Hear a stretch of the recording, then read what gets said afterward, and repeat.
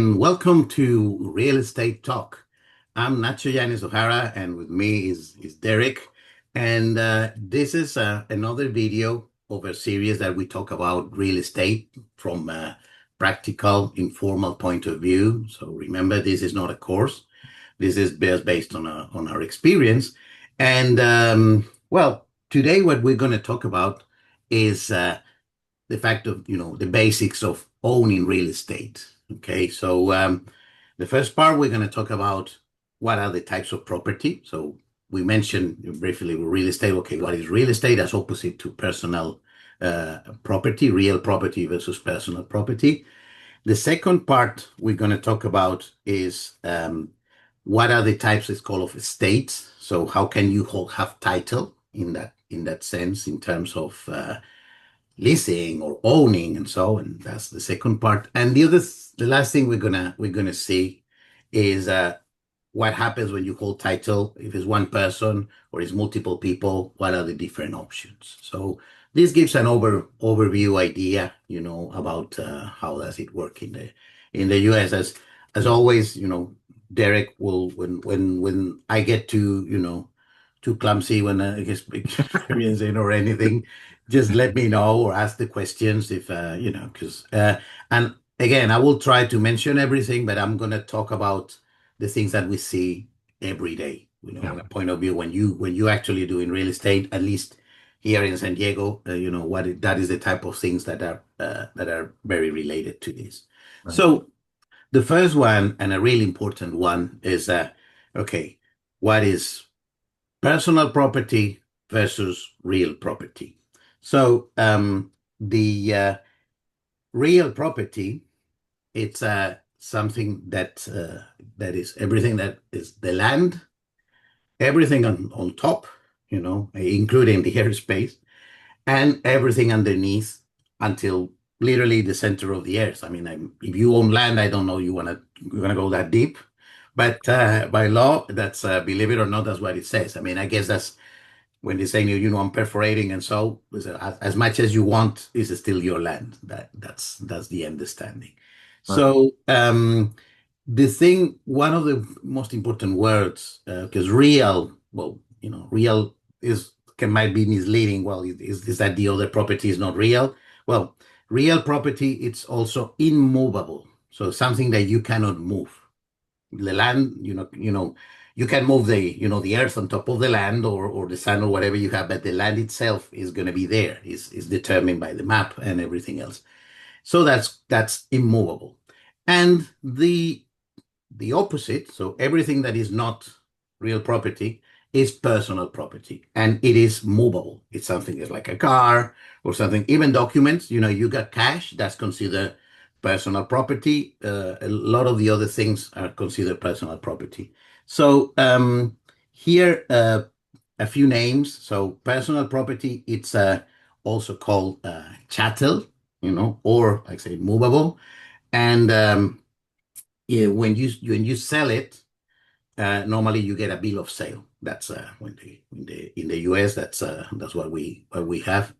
Real property, yeah, it's immovable. And if you speak other languages, in other languages, like for example in Spanish, they don't call it real or personal. But they make that point of immovable or movable. So the real property is called inmobiliario, which is that you cannot move it, and personal property is mobiliario, which is something that you can move. So that's probably the most important things. So now we're going to talk about real property. So what is that? Well, the main thing is the land. Okay, so the land and whatever, like I said, on what is everything that sits on top or underneath, and right on top of the land, what you have is called attachments. So an attachment is anything that is there, like on the land. The main ones, and I'm mentioning these are all new words to remember, but that's the how it's called here in the US. So um, from those attachments, which is everything that is attached to the land, you have the improvements that you think about the improvements of something that makes the land better, makes the land have more value. So that's basically a house that you put on top, or a hotel, or a restaurant, or a factory, or anything that you, or crops, other of the things that you may. Well, crops is a different thing, but any building or anything that you put there on top. And um, there's also the thing that is what is called appurtenant to the land. So appurtenant means that pertains, so it's a belongs with the land. And then we will talk more about that. There's things that are not the land itself, that are rights, or some things we will comment. So that is the land. The other important thing, I mean, the airspace, yeah, technically it's owned by you, but so in the United States, the airspace is controlled and administered by the Federal Aviation Organization. So you don't really have much control on the airspace, but you do have control on whatever is underneath the land, and that's called subsurface rights. And typically, you have mineral rights when they're solid, and you also have oil and gas, and you can own the land and sell the rights for every anything that is underneath in the land until the center of the earth, potentially. Um, just a curious thing here is that if these minerals, because it's solid, you can actually, the minerals are owned. You are considered the property when they are, even if they're underneath. But the gas and oil, because they can move, and they are they're not considered, because if they move to another part which is no longer your property, you don't have them anymore. So you have the right of extraction, but when it becomes property is when you actually extract them. There's other things, in your land that can be, if it's next to a river, then applies all the rights of, riparian rights. The rights of the water is something very important in that, because the water is not considered, even if you have a river or a lake near your land, you don't own the water. You cannot stop the water from flowing. You have reasonable right to use the water, and then, but also the government can do what is called appropriation. So, for example, to for the public water from a certain city or projects, and so that's something that they can do. So, just for the names, the rights of that relates to rivers in related to real estate are called riparian rights, and the ones that are regarding the coast, that's called littoral rights. So that's a lots of the names. But yeah, I mean, here in San Diego, normally you will be dealing with a certain plot, and whatever's on top of that. Or if it's mobile homes, for example, mobile homes is that's why mobile homes are not considered real estate, because if you don't own the land is the beginning of everything. So if you lease the land, actually, who has the real estate, which is the land, is somebody else. So so yeah, this defines all the thing. And the most important thing on this part, and the most practical, is, so now you have what we were talking about, the attachments.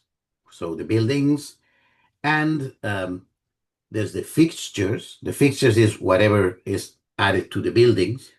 And then you have, well, the natural attachments, which are crops or fruits, and so.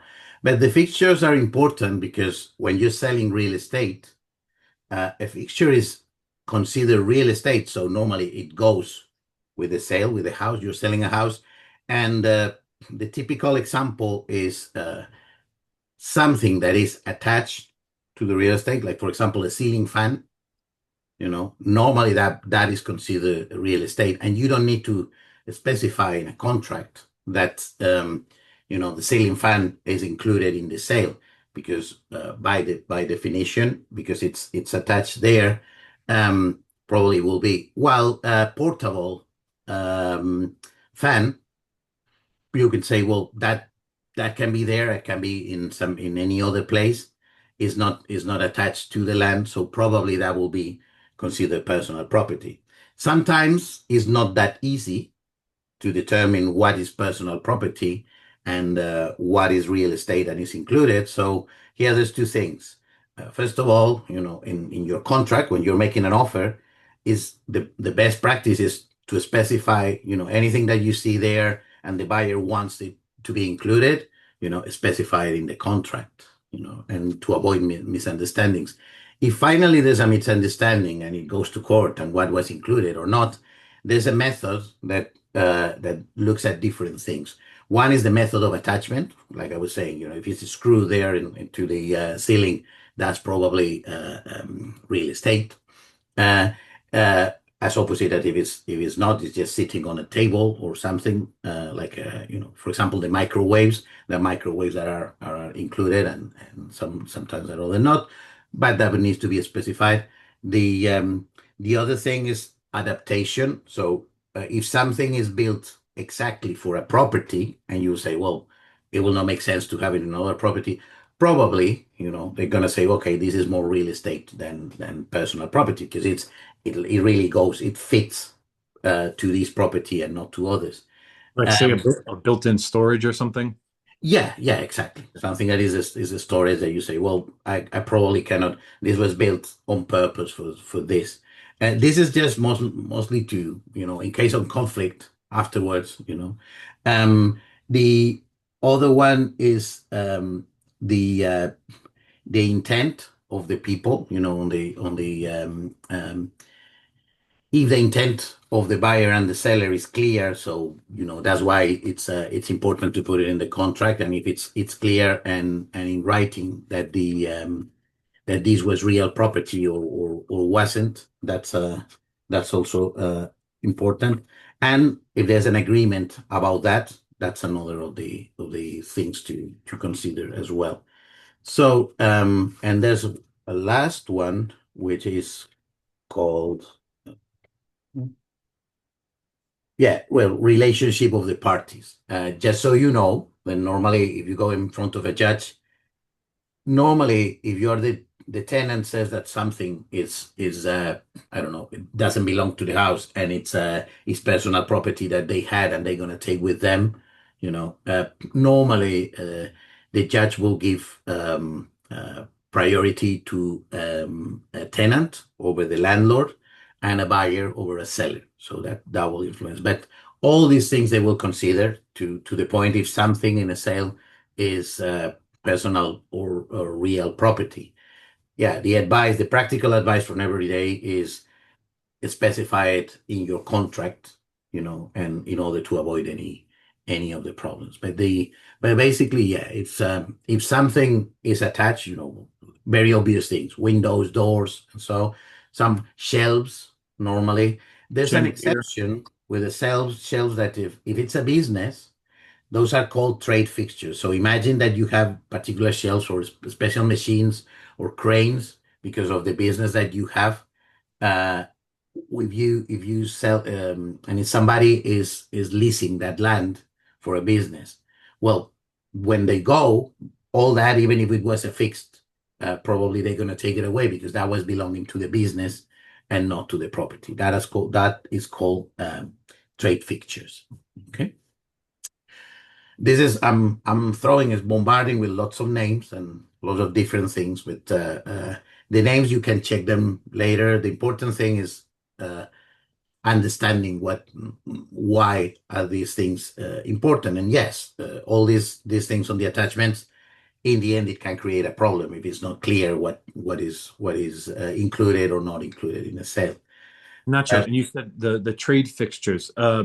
That were you saying that is normally included or not no, included? that's sorry, that good point. That's excluded. So Excluded. Okay. for example, the example would be a shelf that you have built in the home, and it's already built in and it's attached. Yeah. A normal shelf that will be included. That will be real estate. Okay. But if that's not a residential home, it's a business. and there are shelves that is special because you have a certain type of business. Right. Those are trade fixtures, and those are personal property, and they will go. When they typically when the tenant of the business will move, or if they sell it, they those are trade fixtures, and they will move with the business. They will not stay with the home. Unless the buyer tries to negotiate if Yes, unless you yeah. specify it, and then it's yeah. Gotcha. Okay. Mhm. Okay.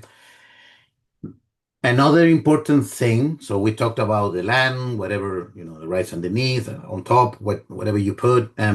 There's other things that are called appurtenances, that things like pertain to the property, and that means that belong with the property. So let's say that, for example, you have a piece of land with your home and everything, and your neighbor right behind you has a lot that is what is called locked. So he doesn't have access to the street. He needs to go to get to the street with his car, or walking. He needs to go through your land. In that, and those things exist. When that happens, what normally you will have is that there is what is called an easement, which is a right of way. So your land will have an easement saying that you, as an owner, will need to allow your neighbor that is living behind you just not to stay there or anything, with just the right of passage to access the other land. That's an easement. Hmm. Another type of easement is if you have, I don't know, electricity cables going, near in part of your lot or your property. You will probably have an easement with the electrical company, allowing them to give maintenance or enter your property. You cannot say, no, I don't want them to enter. They have the right to do. And those things run with the land, what is called. So if you sell your property, unless you change it and specify the opposite and negotiate the opposite, if nothing else is said, all these things, if you had an easement, the easement will be written with the title and recorded as well. And but yeah, it will go by default. It will go with the to the next owner in the same way. So the next owner will still have to let the neighbor behind you pass, and everything Yep. can say, I know nothing about that. No, it's on your title. Yeah. Okay.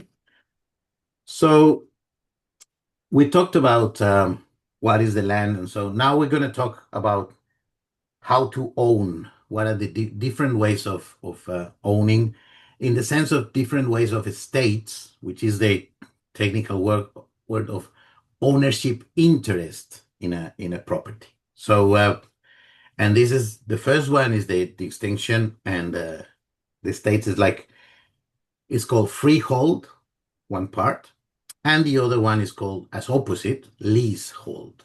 So the property is the same. It doesn't now. We're no longer talking about the physical things on the property. Now we're talking about you can have your title that says you own that. It's a freehold estate.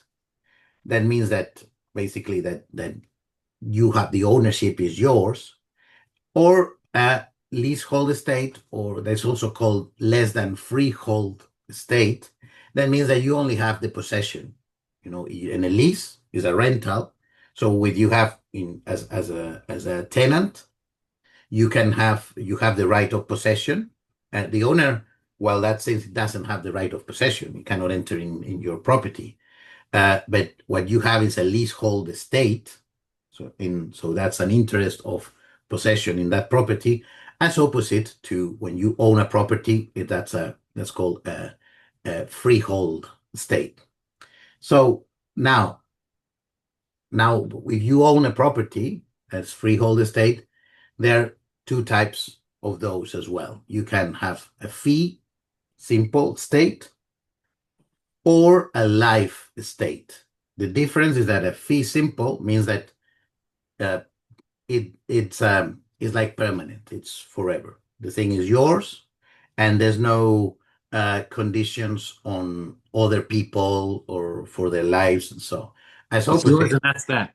Yeah. So as opposite, there's also life estates.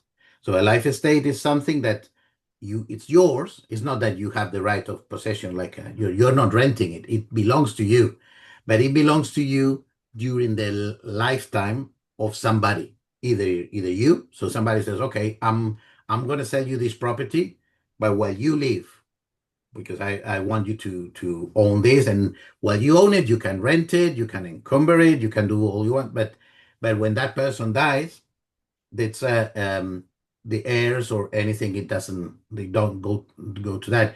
It's specified that it can go back to the original owner, and that's called reversion, or it can go to somebody else. So, for example, you can say, I don't know, I have this estate. I have it in a fee simple, so it's completely mine. And then I'm going to transfer the title and change it, and to, I don't know, my uncle for the rest of his life. And when my uncle passes away, I wanted it for my niece and my nephew, and that is specified. That means that your uncle can do whatever he wants, but uh, on his lifetime. But then after, it's going to go that. So that is called a life estate, okay, as opposite to a fee simple estate. Mhm. That's just names, but there are different circumstances where you can have. And then there's another division as well in the fee simple estate. So you have a permanent estate that is yours. You own it. It's not just you're renting it. Then there's the absolute fee estate, which is okay. Yeah, like probably like most of the people wants to have their land. It's my land.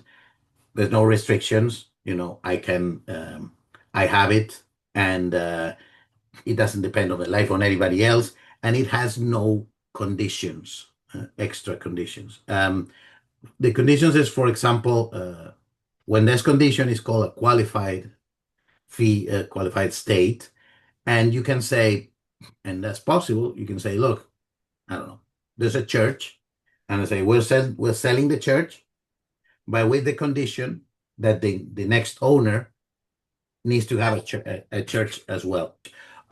Another example can be somebody that has a business and say, look, I'm trespassing, I'm selling this business, but with the condition that is not a business involved with alcoholic drinks or things like that, and those are so it can be uh, conditions positive, so it needs to be for this, or it can be negative, saying it can do anything but these other conditions.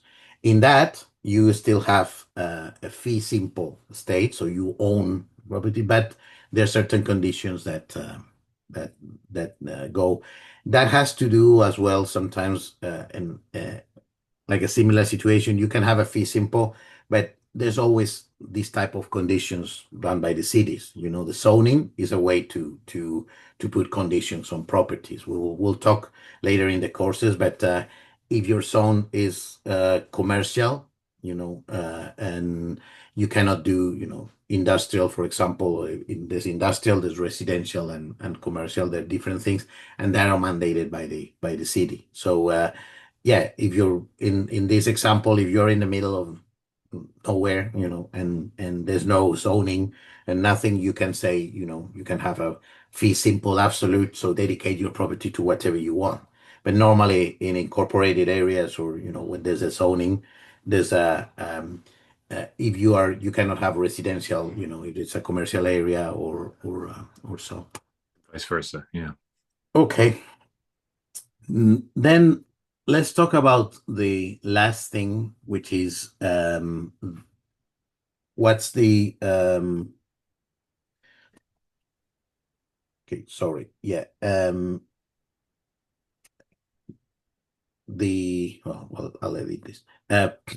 Um, the other type of that we talk less, which is the leasehold, or so basically leases or rentals, and so and in that you also have, so there will be the landlord.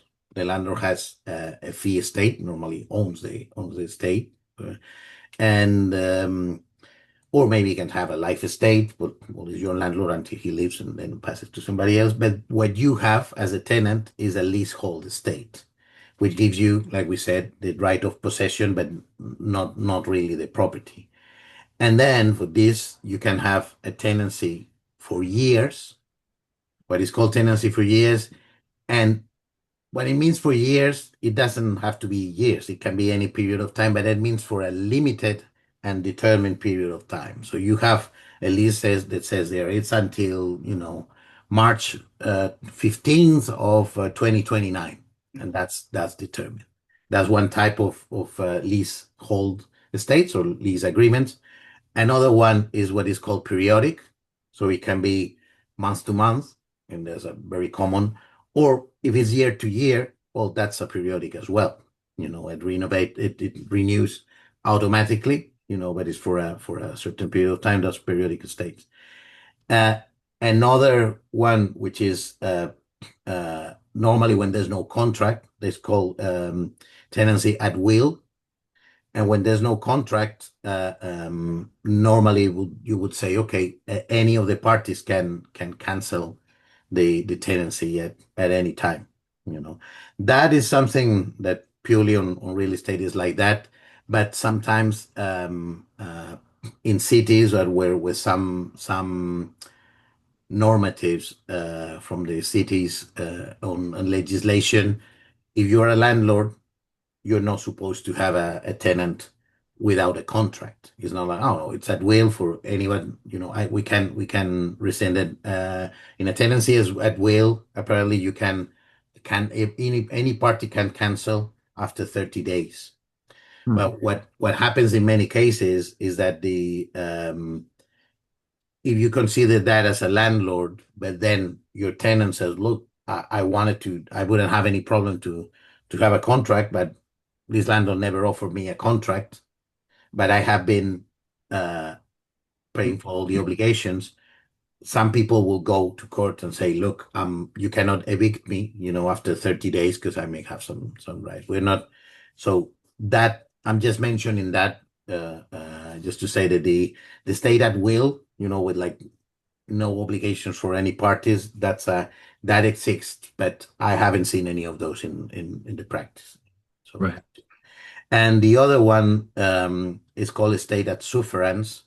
So that means, well, the sufferance is probably for the landlord because that's when your lease agreement ends, but the tenant stays in the property. That is called, a holdover estate or estate at sufferance because it's like beyond the duration of the contract, but that's the way it is. This is just names, but they're important, and it can be if you're going to prepare your exam for real estate. They can mention, and we're just discussing here the different types, and also which ones are more common and which ones are less common. So normally these days the type of lease contracts are month to month, and in those you need to tell with 60 days, if there's you can change it, or you can do a year or 2 years. Normally, yeah, it will be. So mm, the majority in residential real estate are periodic, so for a year or a month. Uh, and instead, for example, on commercial real estate, it's very common to have it tenancy for years. So it's like 5 years until this date. And then you know that you have to renegotiate the whole conditions and when that comes. And so, And the Nacho, the estate by suffrage there, that's basically just a transitional period, right? That's not like for the most part well, yeah, yeah. I mean, because they're overstaying that's that overstaying, and space. yeah, I guess that, yeah, that's a transition, and because that tenant that is like when extended contract is not really a contract, but there's a situation there, and yes, that situation is called tenancy at sufferance, yeah, Okay. or holdover estate. The last point we're gonna talk is again about the ownership, but instead of what are the types of estates as we talk is basically how can you have your title vested in one person, or if in the different types that is for several people. So when just one person or a corporation owns real estate, that is called a separated estate, and you own it in severalty, which means that, yeah, separated from the rest. That's only one person. Uh, when there's more than one person, that is called concurrent estate because several owners concur on and they are in the title. And here in California, and this part is very common because they whenever you're selling real estate property, uh, at some point during the escrow process, the buyers, if there's more than one, they're gonna have to choose how they want to have and agree with them between them how they want to hold title, how they want to be the title vested into them. So I'm going to, and this is again, this has a lot of details and it's coming into the legal stuff, and well, no lawyers are just describing what this is. And for example, as a realtor, you never advise the people saying what is best for you. That if they want an advice, a legal advice, that we should go to a lawyer. We just explain to the best of our knowledge what this is, and that's it. Or the escrow officer will explain. So the first one is tenancy in common. Tenancy in common means that yeah, all the all the owners have the same right of possession of the property, but they can have different interest in terms of different uh, amounts of the property. So you can have between two people tenants in common and 50-50%. So each one owns 50% of the property, or one can have 25% and the other 75%, or they can be three tenants in common and each one has a 33.3%.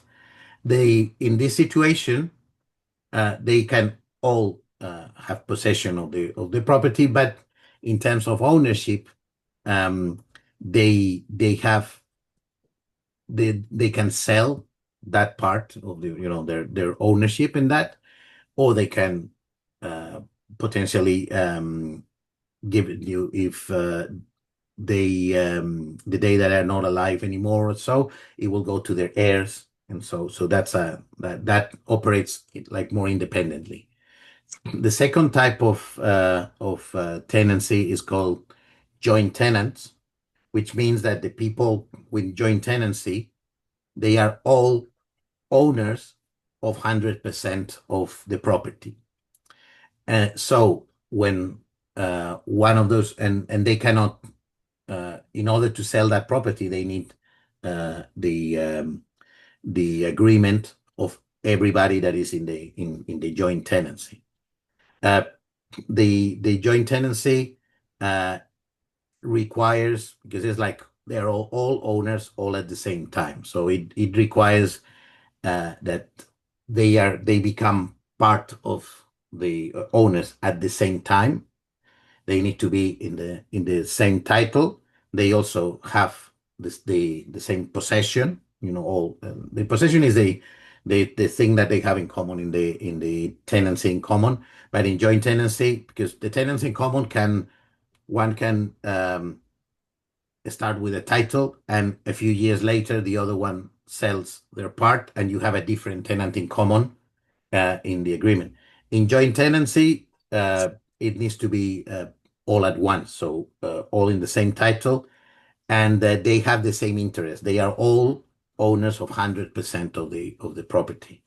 Uh, in this one, for example, they have there's the right of survivorship for the other owners. So if one of the owners passes away, the rest of the owners in the joint tenancy automatically still have the 100% of that property.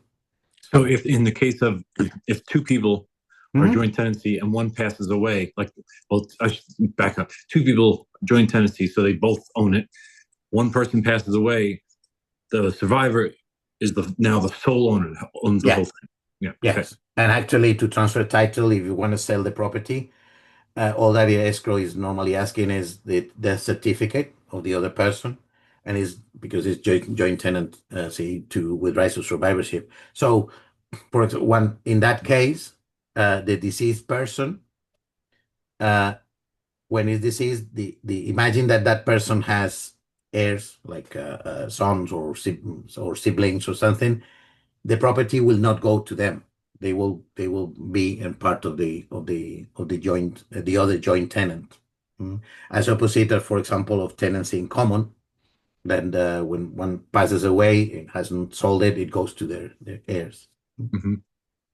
Uh, the third type, and this is something that happens in California and in other states that have the what is called community property.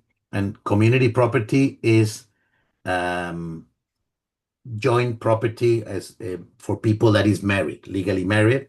So when you're legally married in California, you have the community property is everything that the spouses acquire after they are married. It can be considered community property. So you can put that in the title. Uh, the properties that they had, for example, before getting married, they still, like individual or so, but that is the can have as community property. Mhm.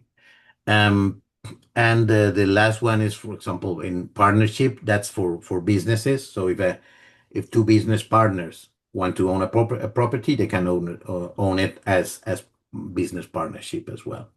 So these are like the four type ways of having properties, and there's some variations, but this is the main ones just to know.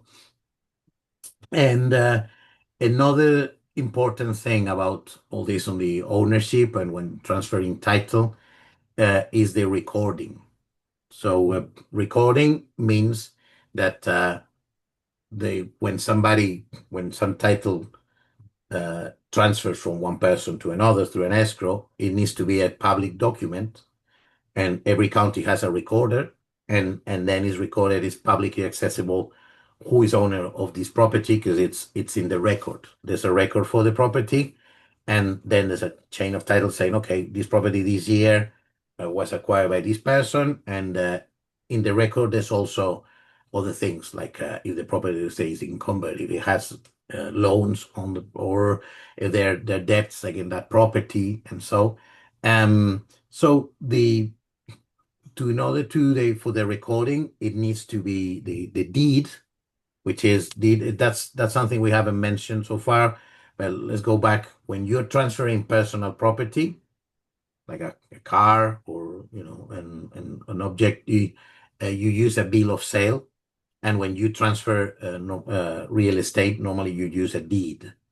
So those deeds need to be signed by a notary public, and then they are recorded in the county, and that's a name that is important to know. That gives constructive notice, which is public notice. Um, as opposite to actual notice is when some person is notified about something. So, for example, I sell the property, it's recorded in the county, and that gives constructive notice to everybody because it's public information. But somebody, imagine that, I don't know, some family of the person that sold hasn't received actual notice. It doesn't know. It would receive actual notice if it receives a letter saying, well, this property sold and this and that. And for legal reasons, it's important to distinguish what gives constructive notice versus actual notice. And that's it. Again, these are part of the legal implications on real estate, and this is just the basics. And of course, one of the things that a realtor cannot do, of course, is legally advise, because we're no lawyers. Of course, that's very important to do. So what we need to know how things work in order to help our buyers and sellers with the properties. Um, the last thing I want to mention regarding this thing on recording is that it's important for several reasons. What is the date of recording? So older things for example, if there's a recording of a loan versus a property, Um, if it's recorded first, it gets priority after a loan. Imagine that then the person gets a second loan, and that is recorded afterwards. It has priorities and more rights. The one that is recorded first, and it has priorities. There's some types of things that no matter when they are recorded, first or they always have priority, like taxes. Not tax lien, because priorities are important because if something has to sell, and there's several interests, several people, basically the seller owes money to several people in there, they go by priority. And if there's not enough money for the last ones, well, there's no money, but some things like the taxes go first. I mean, that doesn't matter if they are recorded first or later, they have priority. And other things that we will see, like mechanic liens, which is when somebody, a contractor, basically does work in the property and maybe doesn't get paid and puts a Right. mechanic lien, that Right. also has some priorities over things.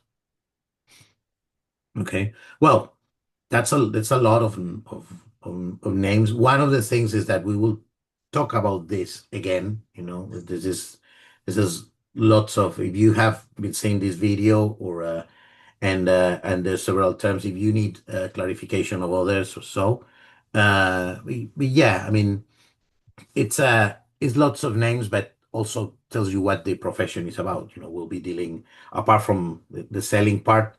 This is things that you need to know. Okay. Are we good? Or is there any other thing that you want to say No, or I think ask? that was a lot. This was a big Yeah, yeah, episode. yeah. I mean, that's the good thing. This is a video. I don't know if people will want to repeat it several times or so, but Yeah, yeah, it was a big one though. But yeah, it was a lot to ingest. So, but yeah, covered a lot though. okay. Well, I'm happy you like it. So yeah, if stay with us, send us our comments, and we'll see you in the next video. Thank you. Bye. Bye. Bye, Derek.